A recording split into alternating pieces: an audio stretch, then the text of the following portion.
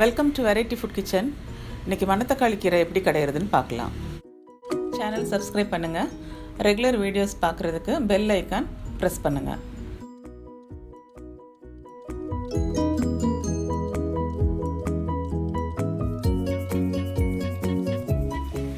ஒரு பாத்திரத்தில் ஒரு டம்ளர் தண்ணி ஊற்றிருக்கேன்.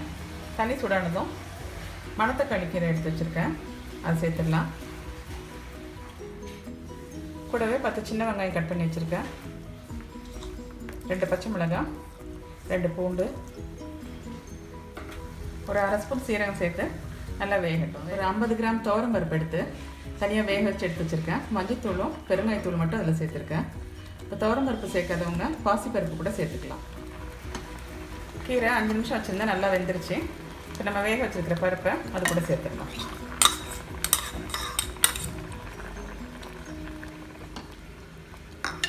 ஒரு 2 நிமிஷம் நல்லா கொதிக்கட்டும்.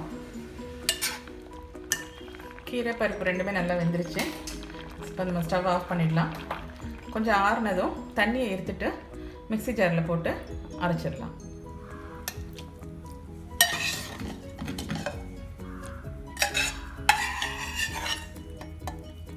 தேவையான அளவு உப்பு சேர்த்துடலாம். மிக்சியில் 2 சுற்று சுற்றினா போதும். அரைச்சாச்சு. இப்போ அது கூட நம்ம எடுத்து வச்சிருந்த தண்ணியை அதில் சேர்த்துடலாம்.